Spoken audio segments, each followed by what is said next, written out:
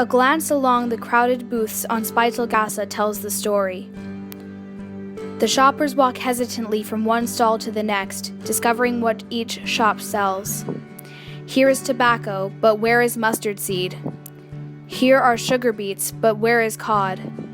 Here is goat's milk, but where is sassafras? These are not tourists in Bern on their first visit. These are the citizens of Bern. Not a man can remember that 2 days back he bought chocolate at a shop named Ferdinand's at number 17, or beef at the Hofdelikatessen at number 36. Each shop and its specialty must be found anew. Many walk with maps, directing the map holders from one arcade to the next. In the city they have lived in all their lives. In the street they have traveled for years. Many walk with notebooks to record what they have learned while it is briefly in their heads. For in this world, people have no memories.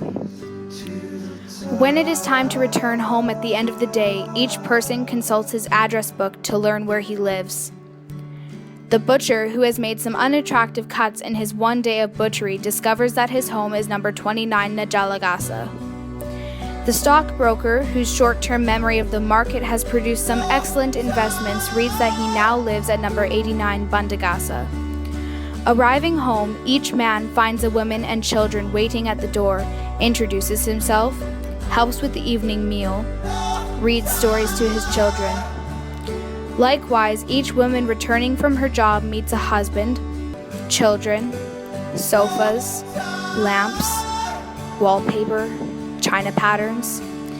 Late at night, the wife and husband do not linger at the table to discuss the day's activities, their children's school, the bank account. Instead, they smile at one another, feel the warming blood, the ache between the legs as when they met the first time 15 years ago. They find their bedroom, stumble past family photographs they do not recognize, and pass the night in lust. For it is only habit and memory that dulls the physical passion. Without memory, each night is the first night. Each morning is the first morning. Each kiss and touch are the first. A world without memory is a world of the present. The past exists only in books, in documents. In order to know himself, each person carries his own book of life, which is filled with the history of his life. By reading its pages daily, he can relearn the identity of his parents, whether he was born high or born low, whether he did well or did poorly in school, whether he has accomplished anything in his life.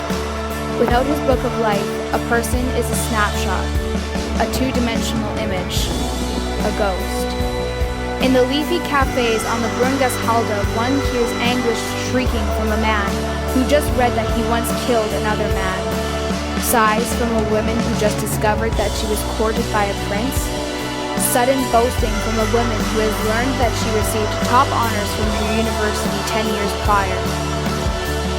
Some pass the twilight hours at their tables, reading from their books of life. Others frantically fill its extra pages with the day's events. With time, each person's book of life thickens until it cannot be read in its entirety. Then comes a choice.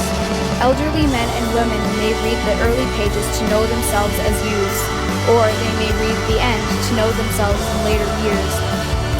Some have stopped reading altogether. They have abandoned the past. They have decided that it matters not if yesterday they were rich or poor, educated or ignorant, proud or humble, in love or empty-hearted, no more than it matters how a soft wind gets into their hair. Such people look you directly in the eye and grip your hand firmly.